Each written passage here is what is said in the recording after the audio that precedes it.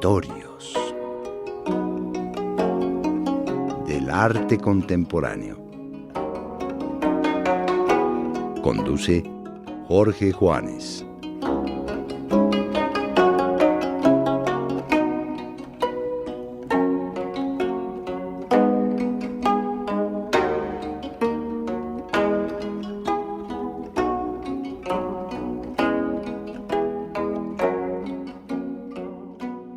El programa pasado hicimos un recorrido general para poner de manifiesto lo que llamamos la disputa de las vanguardias y para dejar claro que las vanguardias, si bien coincidían en la necesidad de renovar la herencia del arte y lo heredado, no coincidían en la manera de hacerlo. Y lo que veíamos era cómo se desataban un sinnúmero de propuestas radicales, originales, transgresoras, que dan lugar a esta aventura fantástica, realmente fantástica, que es el arte contemporáneo, el arte del siglo XX y lo que corre el siglo XXI. Decíamos que una característica del arte del siglo XX es haber abierto el territorio del arte a límites insospechados. Y, sin duda, también el siglo XX, veremos el siglo XXI, pero el siglo XX es uno de los siglos más ricos en la historia del arte de todos los tiempos. Todo lo que ha sucedido, todo lo que ahí sucedió, todavía no lo podemos asimilar. Y en ese sentido se requiere volver a recorrer lo transcurrido. Ahora haré ese recorrido a las vanguardias, pero me voy a detener un poco dentro de los límites, ¿no?, de tiempo que tenemos. Me voy a detener un poco más en lo que serían los puntos medulares de cada una de las proposiciones. Y empezaré por el cubismo. Habíamos dejado en el aire el impacto que crea la exposición de Cézanne en todos los artistas inquietos que viven en el año de 1906 en París. Hablamos de los Picasso, de los Braque, de los Matisse, en fin, de Derain, de tantos y tantos artistas. Y la atención a esa voluntad puesta por Cézanne de transformar la estructura de la pintura, de dotarla de una nueva estructura, de una estructura que tuviera la solidez de las estructuras sustentantes de la plástica, tal y como lo tuvieron las grandes obras del pasado. Y esto llevaba a una reconstitución, a una reconsideración del problema constructivo y aquella frase que venía a sintetizar todo el proyecto de Cézanne de tratar a la naturaleza a través del cilindro, la esfera y el cono. Esto será un punto de partida del cubismo, pero con agregados sustantivos que sin duda hacen que el cubismo vaya mucho más allá de las propias propuestas de Cézanne.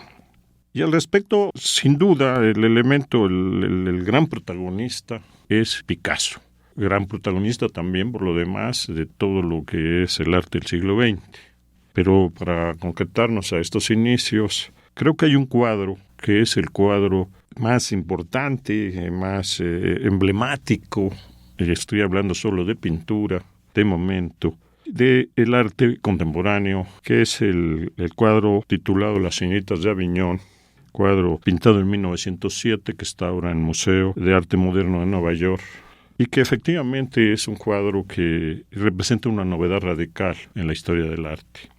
El primero que cabe decir del cuadro es que es un ejemplo de lo que podríamos llamar una pintura ecuménica, de una lectura de todas las formas del arte que han sido, tomando en cuenta todo lo que esta historia, sea cual sea el territorio de donde provengan, África, Oriente, el propio mundo europeo u otros mundos, sea cual sea este territorio, lo que hace Picasso es ver todo lo que hay allí y que no ha sido explorado y no ha sido explotado plásticamente.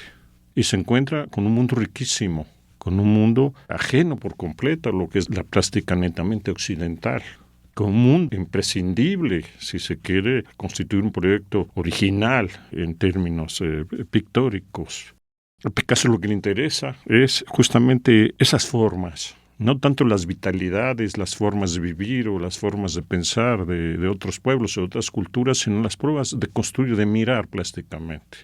Y el resultado, pues, es justamente este cuadro, en donde vemos, si lo tengo frente a mis ojos, vemos del lado izquierdo, en relación al espectador, una figura que marcha verticalmente, una figura del arte egipcio, con la convención del arte egipcio, el ojo de frente y la figura, ¿verdad?, marchando de lado.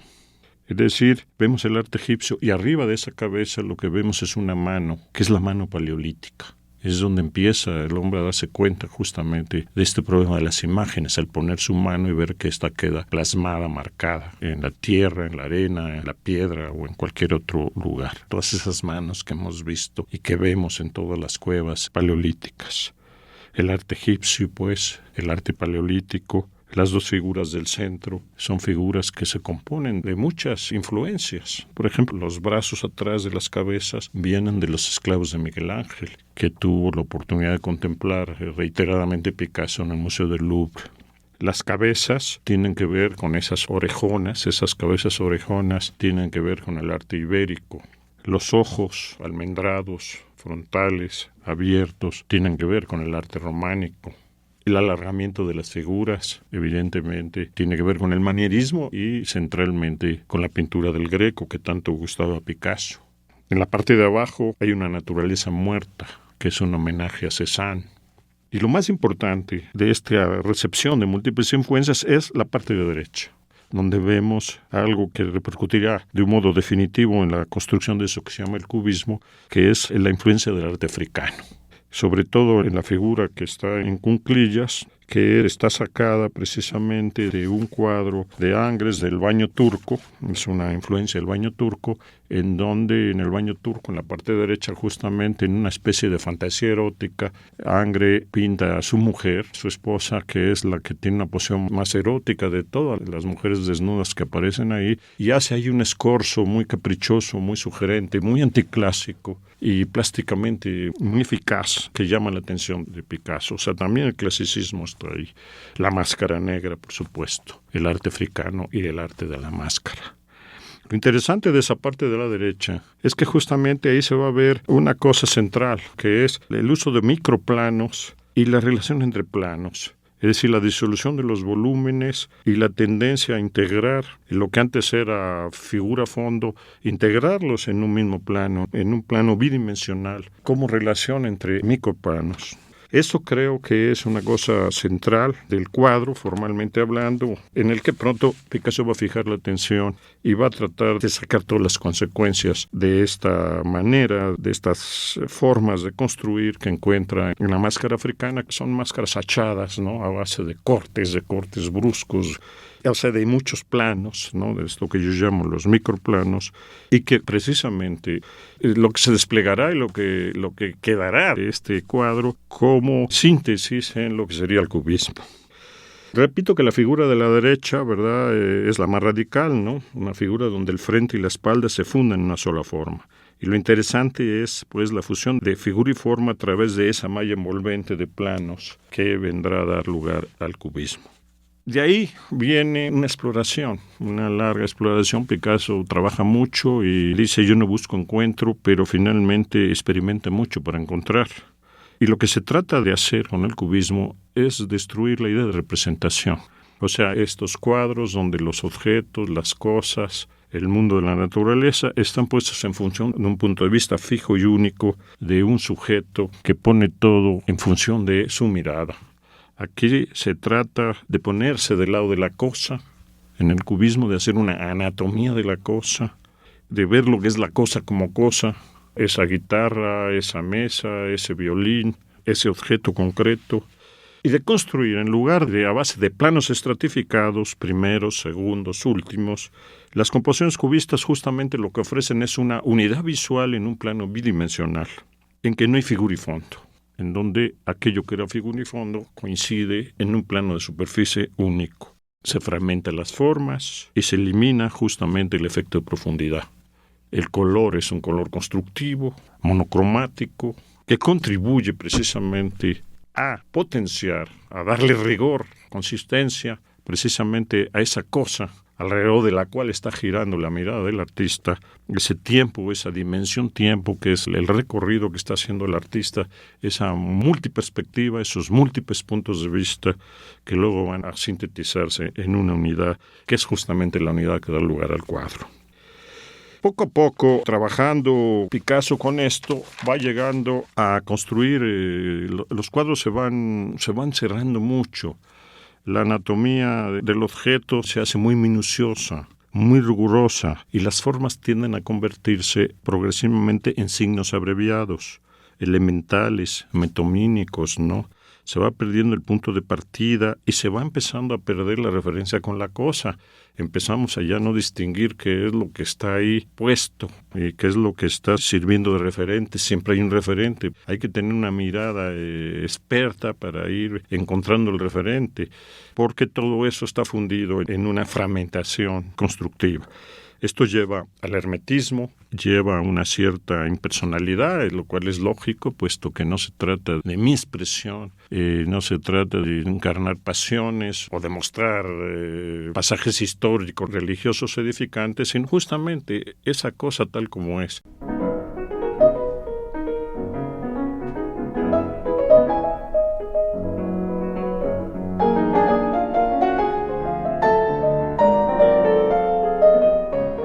Busque el enlace en nuestra página web www.radioeducacion.edu.mx. Ahí encontrará reproducciones de pinturas, recomendaciones bibliográficas y otras sugerencias en torno al arte.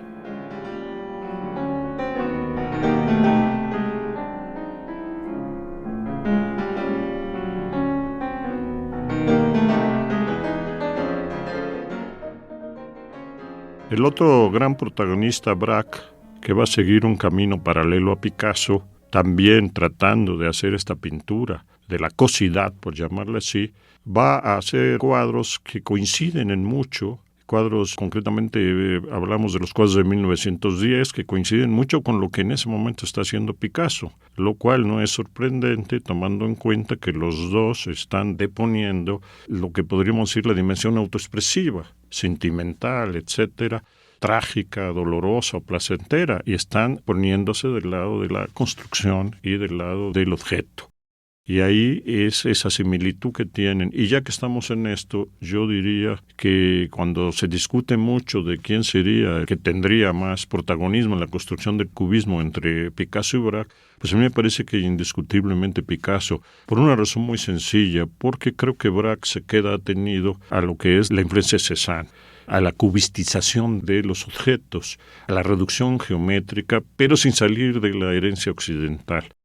Para salir de este hermetismo, de esta cosa tan cerrada, se van introduciendo fragmentos de realidad, letras, números, papeles pegados, recortes de periódico, objetos reales o simulados, materiales en bruto, texturas simuladas. Se va tendiendo a sustituir, pues, lo que es propiamente proveniente del pincel, de lo que serían los elementos convencionales, de lo que ha sido considerada la pintura, con este tipo de materiales que van a destruir la homogeneidad de la textura, de la superficie plástica, y nos va a dar lugar a justamente a una mistura, a una polivalencia de texturas y a una incorporación libre y abierta ya de materiales que eran impensables antes de esta operación que hace el cubismo analítico, ya en tendencia hacia lo que se llamará el cubismo sintético en la historia del arte. Con el papel pegado, lo que va sucediendo es que se van creando, pegado al lienzo, se crean planos autónomos, amplios campos de color o de textura, que contrastan con el carácter analítico del resto del cuadro. Va a haber ahí un híbrido entre esa estructura cerrada hermética y estos nuevos campos de color amplios que simplifican y van aclarando el cuadro y que va llevando precisamente a una vuelta, a una clarificación en lo que serían la presencia de los referentes que sirven de partida al cuadro. Pero por otro lado también lo que se va dando lugar es a la creación de formas netamente artísticas. El arte se empieza a dar sus propias formas. Lo decía Juan Gris. Es decir, yo empiezo por formas surgidas que son interplásticas, que la propia plástica se da a sí misma. La plástica empieza a no necesitar ya referentes exteriores, sino a ser autorreferencial. Esto es lo que va a ser, ¿verdad?, muy importante en el cubismo. Pero yo, si se me dijera, bueno, ¿por cuál es la diferencia? Por ejemplo, se habla mucho de quién es más importante, si Picasso o Braque. Yo lo que creo, sobre esto creo dos cosas, ¿no? Francamente, creo en primer lugar que Braque se queda en Cézanne. O sea, la experiencia de Braque es justamente esta cubistización de las formas, llevar la reducción geométrica a sus últimas consecuencias, pero sin explorar otro tipo de influencias formales que no sean las netamente occidentales. Es decir, Braque se atiene a la autosuficiencia de lo que nos da intrínsecamente el arte occidental. Mientras Picasso, como estábamos viendo, justamente tiene esta apertura que le da esa polivalencia y esa novedad y ese rebasamiento de lo que sería un arte occidental atenido a sus propias reglas y justamente abre entonces esto ya a territorios amplios. Ahora, creer que el cubismo termina ahí o estas cosas de analítico o sintético, estoy usando esos términos un poco por atenerme a la convención, pero yo ya no creo mucho en ellos, la verdad. Porque creo que lo que el cubismo ha generado es una estructura pictórica. Esta estructura de microplanos reticular y bidimensional que va a ser la base de gran parte de toda la pintura del siglo XX, que será bidimensional. Esa bidimensionalidad tendrá que ver con la autosuficiencia de la pintura como pintura, la autorreferencialidad de la pintura, justamente su no deuda y su no servilismo representativo, y va a ser base de la parte más sustantiva quizás del arte del siglo XX. El rigor que da una estructura como la cubista da mucha libertad. La libertad no es incondicionalidad ni arbitrariedad en arte, justamente es rigor, es construcción. A más rigor en la construcción, mayor libertad en la apertura de las posibilidades creativas. Creo que la propia obra de Picasso es una muestra de eso, ¿no? Y yo podría decir que hay una permanencia en este sentido estructural del cubismo a lo largo de toda la obra de Picasso, a pesar de que hay experiencias en donde él abandona esto que él mismo ha contribuido a crear y se va por otro tipo de derivas pictóricas y explora otro tipo de posibilidades, incluso estructurales. Pero digamos, en términos generales, creo que podría hablarse de esta base intraplástica y bidimensional que, por ejemplo, se encuentra, no sé, por decir algo, en el Guernica, ¿no? Un cuadro también emblemático del arte contemporáneo, que está hecho con motivo del bombardeo que hacen los nazis sobre la ciudad vasca de Guernica, una ciudad simbólica, un bombardeo que no tiene ninguna, desde el punto de vista militar, no tiene ningún sentido, no es una ciudad estratégica, Guernica, no es una ciudad que haya que tomar para ganar una batalla o para ganar una guerra, sino es simplemente una muestra de la barbarie por la barbarie y que ocupa precisamente las planas de los periódicos del mundo y que atiende Picasso en esta obra que es una obra que él hace para la República Española, donde los elementos iconográficos del cuadro, ¿no? El toro, el caballo destripado, el guerrero muerto, la mujer aterrada, la maternidad doliente, el infanticidio, el incendio, la luz de bombilla, el quinqué, ¿no? Son explícitos y aluden a un hecho histórico, justamente este hecho histórico. Yo no sé por qué tanta simbología cuando son claros, cuando hay que ver el cuadro para darse cuenta que están simplemente mostrando una circunstancia, un hecho, desde luego reconstituido desde la perspectiva diferencial del mundo de la plástica.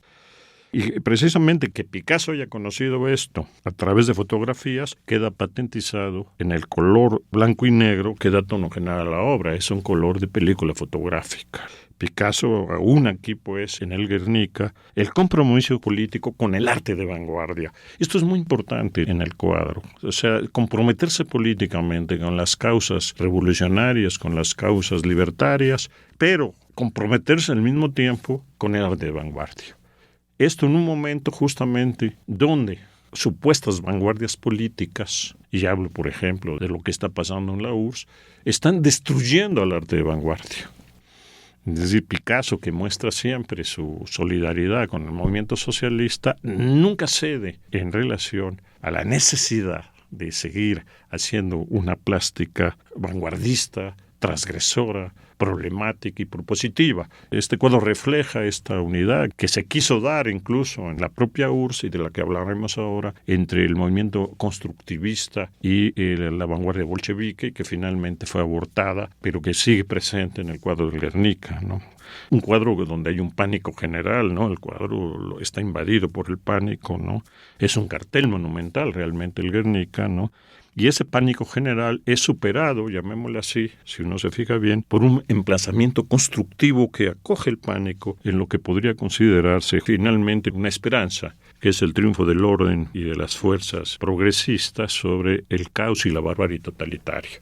O sea que ese emplazamiento, esa construcción, esa cierta racionalidad que tiene el cuadro contrasta con la irracionalidad del hecho.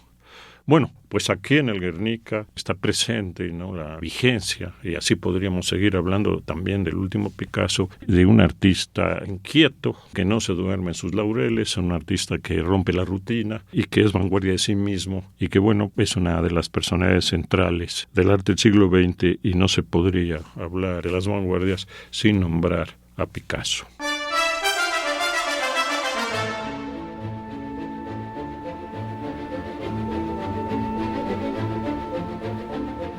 Queremos saber qué piensa usted. Territorios del Arte @radioeducacion.edu.mx.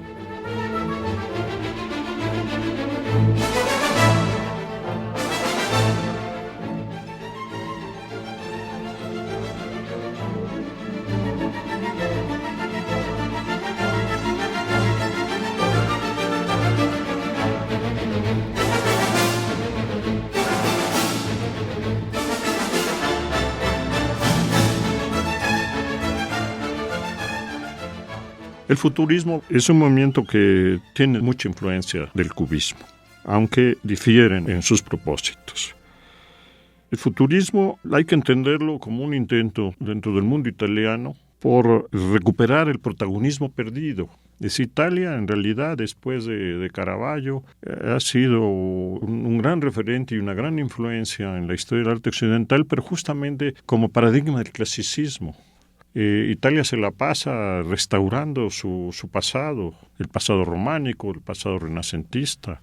Se la pasa exaltando a una serie de artistas paradigmáticos y que parecerían insuperables. Y esto genera una cultura museística poco inquietadora y muy poco propositiva realmente, tomando en cuenta el punto de partida que fue este Renacimiento, que es a su vez uno de los orígenes del arte moderno.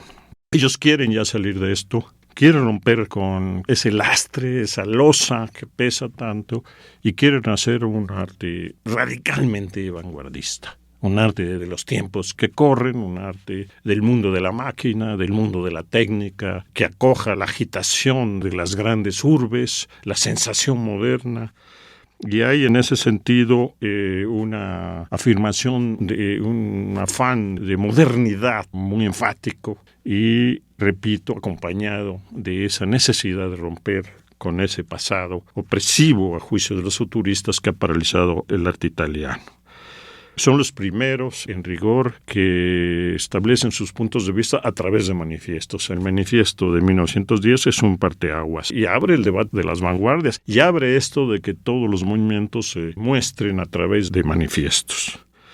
Ahora bien, curiosamente, está lleno de contradicciones el futurismo, porque por un lado creen en la modernidad y creen en la técnica y creen en la máquina y creen en la dinámica.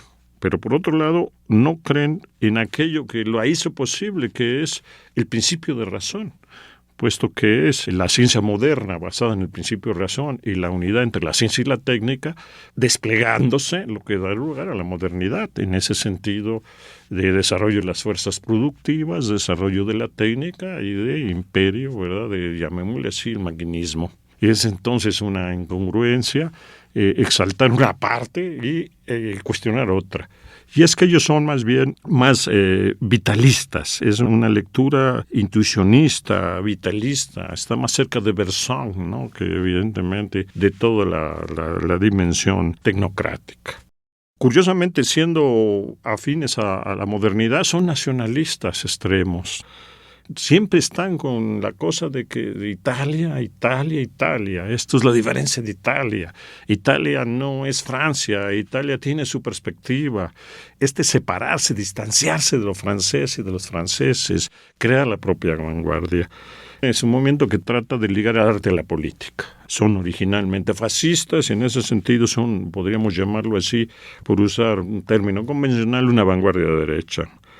Marinetti, que es la gran cabeza, es un hombre muy belicoso, ¿no? Es un hombre terriblemente belicoso que hace una estetización, ¿no?, de la política, que rinde culto al peligro, a la guerra, al heroísmo, a la violencia mesiánica y apocalíptica, ¿no? La guerra como catarsis, como higiene del mundo, y todo esto acompañado de lo que él llama un necesario odio a la mujer. Esto es interesante, puesto que en el manifiesto está el odio a la mujer. Esto pues ahí se los dejo, ¿no?, a las feministas para que analicen a este personaje que proclama a los cuatro vientos el odio a la mujer. Hay ahí un elitismo muy grande en el futurismo, una lectura de Nietzsche, a partir de una consideración del superhombre como un ser superior, como un ser que debe de dirigir a los hombres inferiores, y a la cual la masa, esos hombres inferiores, tienen que adherirse, puesto que son estos superhombres, estos líderes, los que le dan a la masa aquello que ya no puede alcanzar por sí misma. Es decir, el superhombre entonces que se eleva por encima de la muchedumbre.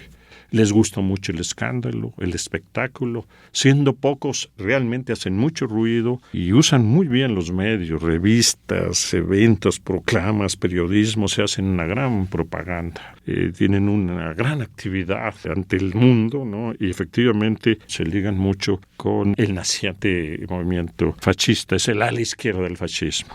Uno de los primeros cuadros de ellos, hay un cuadro que se llama Farola, que es la luz eléctrica, y que asesina, digamos, es un asesinato a la luz de la luna. Es la luz artificial que viene a sustituir a la luz de la luna. Ya no es la luz de la luna, la luz que nos ilumina, sino esta luz que hemos creado nosotros, que es la luz artificial. Esto es ya la modernidad y es ya el punto, es claro, la ilusión antirromántica frente a un arte heredado que tiene toda esta carga todavía del canto a la luna y a los astros. Y ahora es el canto a las chimeneas, a las fábricas. Y bueno, ellos creo que la diferencia con el cubismo, yo creo que podría establecerla de la siguiente manera. Para ellos, Picasso es, a pesar de haber revolucionado las estructuras pictóricas, ha tenido al pasado, puesto que su pintura es estática.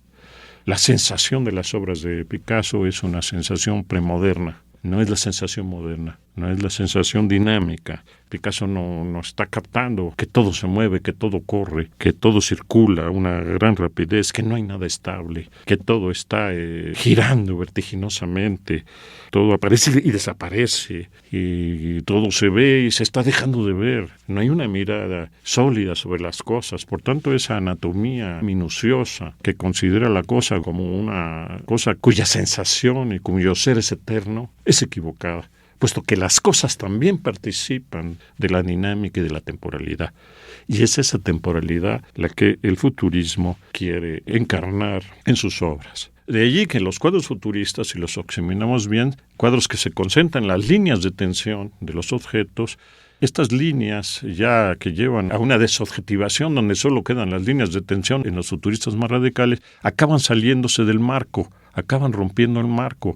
Es decir, lo que están diciendo es que ya la pintura, de alguna manera, ya no es un arte que pueda acoger esta sensación moderna, esta dinámica, este vértigo, esta modernidad indetenible que se ha puesto en marcha y que el arte tiene que registrar.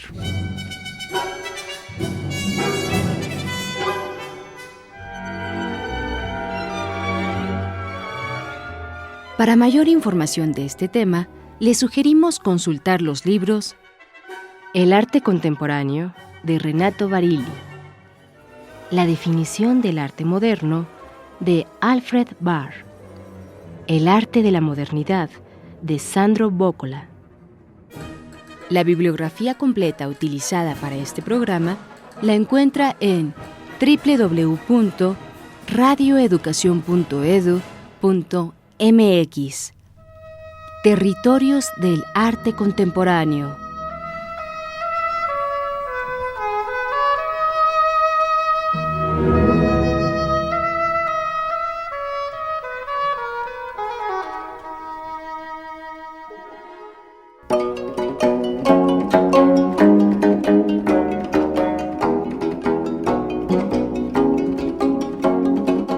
Territorios del arte contemporáneo con Jorge Juanes.